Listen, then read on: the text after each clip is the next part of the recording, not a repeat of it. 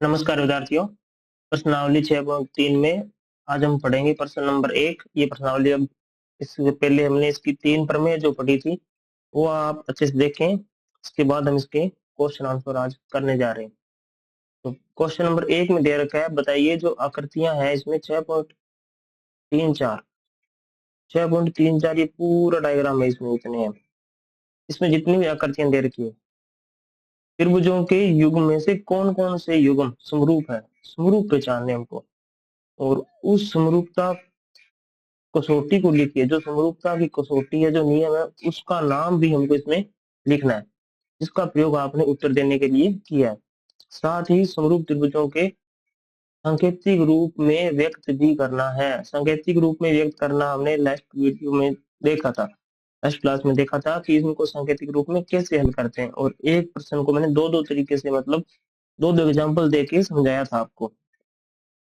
इसमें एक दो बार और करते हैं ताकि और क्लियर हो ये। तो प्रश्न नंबर 1 में जो आकृति दे रखी है, पहले देखनी समरूप है या नहीं। अगर समरूप है तो कौन से नियम से समरूप है, और उस नियम को लिखना है। उसके बाद में उसमें उनको सांकेतिक रूप में भी लिखना है। इसमें आकृति जो नंबर 1 है, इसकी एक आकृति नंबर देखते हैं। इसमें देखिए क्या दिया है कि देखो कोण ए बी सी, इसमें भी पी क्यू आर, ये 60 40 80, ये 60 40 80, ये एग्जाम्पल लिया था आपने, सेम ऐसे एग्जाम्पल था वो। एग्जाम्पल वो सेम है पहले वाला। इसमें देखो तीनों कोण बराबर है, इस त्रिभुज के और इस त्रिभुज के तीनों कोण बराबर है। नियम कौन सा लगता है, कसौटी कौन सी है इसकी, डबल ए कह सकते हो आप इसको, ए नियम। और वैसे तो ट्रिपल ए होता है, डबल ए भी कह सकते हैं। क्यों कहते हैं डबल ए, वो भी मैंने बताया था लास्ट क्लास में, तो वहां पर आप देख लेना। इसमें डबल ए वाला नियम लगेगा। अब दो त्रिभुज दे होते हैं तो उनको पहले वाले को तो सिंपली लिख देते हैं, A B C P Q R, जैसे भी दिया उसको वैसे के वैसे लिख देंगे। तो त्रिभुज ए बी सी, त्रिभुज ए बी सी समरूप है त्रिभुज। अब सीधा आपको पी क्यू आर नहीं लिखना, इसमें आपको 3 स्थान बनाने हैं, और जो जो कोण जिसके बराबर है उसी के अकॉर्डिंग लिखना है। तो ए के बराबर ए 60 डिग्री, इधर पी 60 डिग्री, तो ए पहले स्थान पर, तो पी भी जो आएगा वो पहले स्थान पर आएगा। B 80 degree, Q 80 degree, B और क्यू, बी दूसरे स्थान पर है तो क्यू भी दूसरे स्थान पर आएगा। और फिर पीछे क्या बच गया, आर। तो एबीसी जो है वो सांकेतिक रूप में क्या होगा, इसका पी क्यू आर के समरूप होगा। अब प्रश्न नंबर 2 देखिए। प्रश्न नंबर 2 में भुजाओं का अनुपात देखिए पहले तो। इसमें 2 3 और 2.5 दे रखी है, इसमें 4 6 और 5 दे रखी है। तो आप अनुपात देखिए इनका, भुजाओं का किस क्रम में सेट हो रही है, उस इनका सीक्वेंस बैठ रहा है, कोई मिल रहा है। देखिए इसमें 2 का डबल कर दो, 2 का दुगना 4, 3 का डबल कर दो तो 6, 2.5 का डबल कर दो तो 5, यानी कि भुजाएं जो है वो 1:2 में है।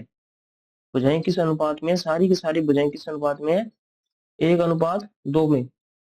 अनुपात कैसे निकालते हैं ये भी देख लेते हैं। देखो 2 का और 4 का अनुपात निकालना है, 2 का और 4 का। तो 2 के टेबल में कट कर देंगे, 2 के पहाड़े में कट कर देंगे, 2 एकम 2, 2 दूनी 4, तो 1:2 आया। 3 का और 6 का निकालना है, 3 का और 6 का अनुपात, तो 3 एकम 3, 3 दूनी 6, यहाँ भी अनुपात 1:2 आया। 2.5 और 5 का अनुपात निकालना है, तो 2.5:5, ये पॉइंट उठानी है तो यहाँ 0 लग जाएगी, यानी कि 10, तो 25 एकम 25, 25 2 50, तो 1:2। हर बार अनुपात सेम आ रहा है, तो भुजाओं का अनुपात सेम है। इसमें भुजाओं का क्या है, अनुपात सेम है। भुजाओं का अनुपात सेम है तो नियम कौन सा लगता है, आपको बताया था, सेकंड नियम लगेगा, एस एस एस नियम। कौन सा नियम लगेगा, एस एस एस नियम लगेगा।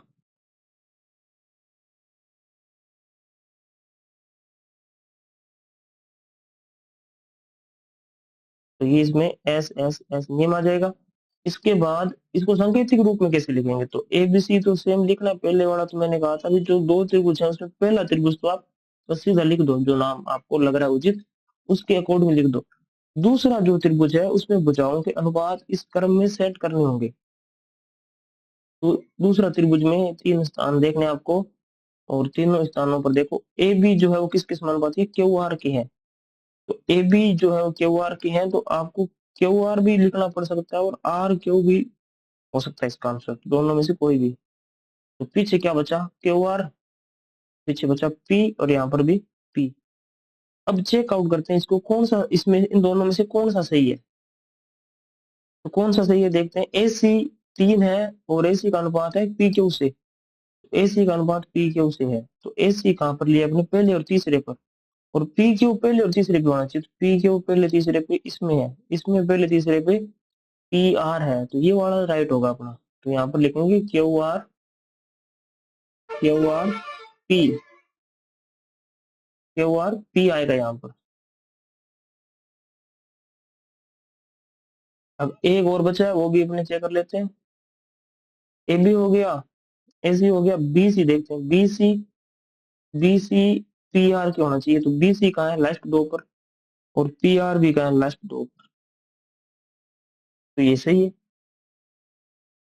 फिर आगे क्वेश्चन नंबर 3, क्वेश्चन नंबर जो है वो 3 देखिए आप, इसका थर्ड पार्ट देखते हैं। थर्ड में क्या दिया, थर्ड में दिया है एक त्रिभुज है एल एम पी और एक त्रिभुज है डी ई एफ। अब देखो इसमें बुझाऊंगा क्या अनुपात बैठ रहा है, 2 का डबल करें तो 4 आता है, 3 का डबल करें तो 6 आता है, और 7.2 का डबल करें तो कितना आता है, 27×2 = 54, यानी कि 5.4 आ रहा है, और यहाँ पर कितना दिया है, 5। तो दो भुजाओं का अनुपात तो बराबर है, तीसरी भुजा का अनुपात बराबर नहीं है, तो ये त्रिभुज समरूप भी नहीं होंगे। अगर दो भुजाओं के अनुपात बराबर है, उनके साथ एक कोण उनका बीच का, दोनों भुजाओं से अंतर्गत जो कोण बन रहा है वो कोण अगर बराबर दिया होता तो भी समरूप हो जाता, परंतु इसमें कोण भी बराबर नहीं दिया, तो ये थर्ड जो है वो समरूप नहीं है। फोर्थ नंबर देखते हैं इसमें, आकृति नंबर 4, इसमें देखो एन एम एल दिया, इधर दिया पी क्यू आर। तो एम में क्या दे रखा है, एम पर कोण 70 है, इस पर क्यू पर कोण जो है वो 70 है, और इस कोण के दोनों साइड की भुजाओं का अनुपात, इधर इस कोण की दोनों साइडों की भुजाओं का अनुपात अगर बराबर आता है तब वो क्या होगा, इसमें नियम लगेगा एस ए एस वन, और समरूप हो जाएगा त्रिभुज, अन्यथा ये त्रिभुज समरूप नहीं होंगे। तो 2.5 यानी कि ढाई, ढाई का डबल कितना होगा, 5, और 5 का डबल कितना होगा, 10, यानी कि भुजाओं का अनुपात बराबर बैठ रहा है, इसका अनुपात भी 1:2 है, इसका अनुपात भी 1:2 है, तो भुजाओं का अनुपात बराबर है, उन दोनों भुजाओं के बीच का कोण भी बराबर है। तो नियम कौन सा लग रहा है इसमें, साइड एंगल साइड नियम, साइड एंगल साइड नियम, और इस नियम से त्रिभुज क्या दे रखे हैं अपने को, समरूप। अब इनको सांकेतिक रूप में लिखना है, तो सांकेतिक रूप में कैसे लिखेंगे वो देखते हैं अपने। तो पहला त्रिभुज तो हम नॉर्मल लिख लेते हैं L M N, L M N त्रिभुज, त्रिभुज एल एम एन समरूप त्रिभुज।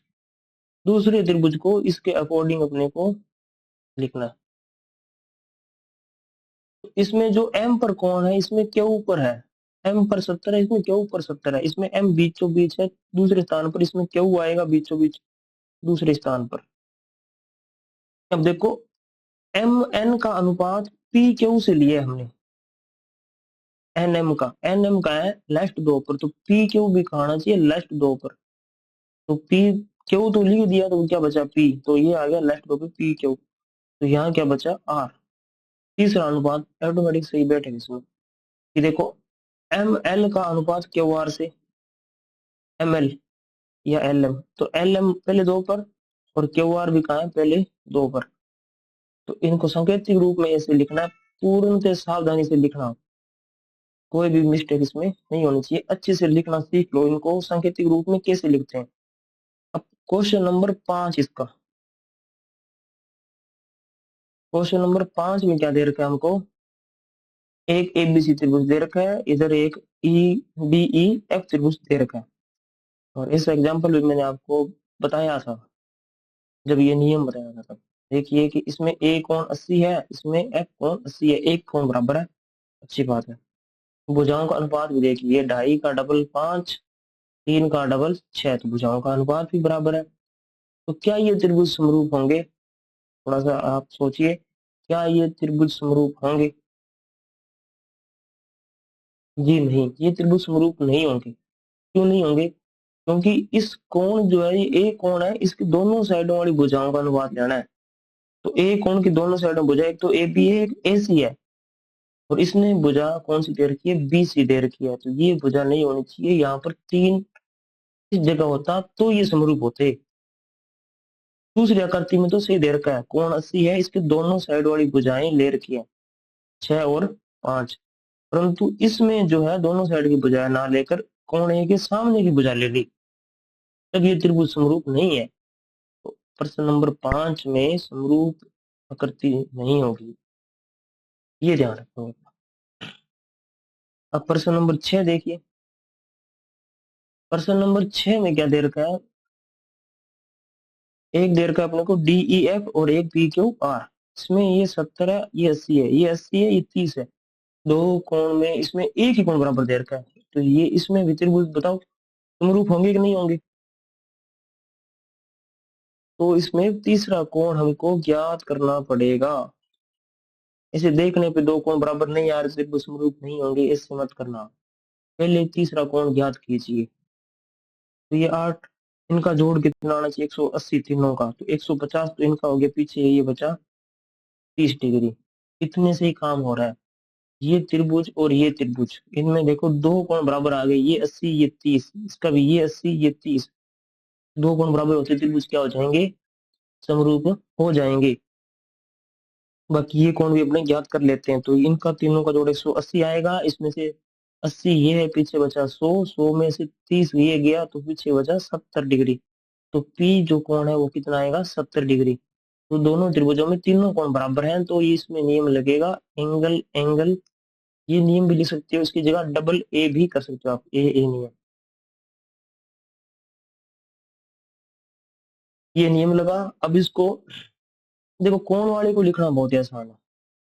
इसको सांकेतिक रूप में कैसे लिखेंगे? तो ये नॉर्मल वैसे लिख देते हैं इसको, डी ई एफ पहले तो वैसे का वैसे लिखना, जो आपको क्रम से लगे उसी क्रम में लिख दो इसको, तो डी ई एफ।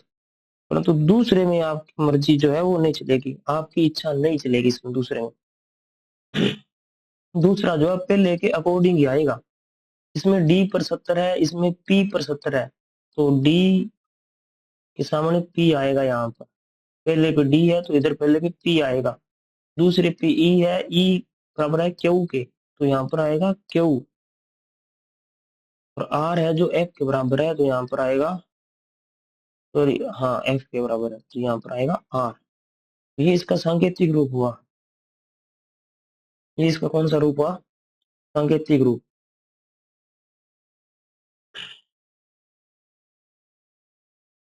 तो इसमें हमने प्रश्न नंबर 1 जो है वो कंप्लीट कर लिया है। अब इसके आगे की जो पार्ट है वो नेक्स्ट क्लास में करेंगे। कोई भी इसमें डाउट हो तो आप कमेंट में जरूर पूछें, उसका सोल्यूशन करवाने की कोशिश की जाएगी। धन्यवाद।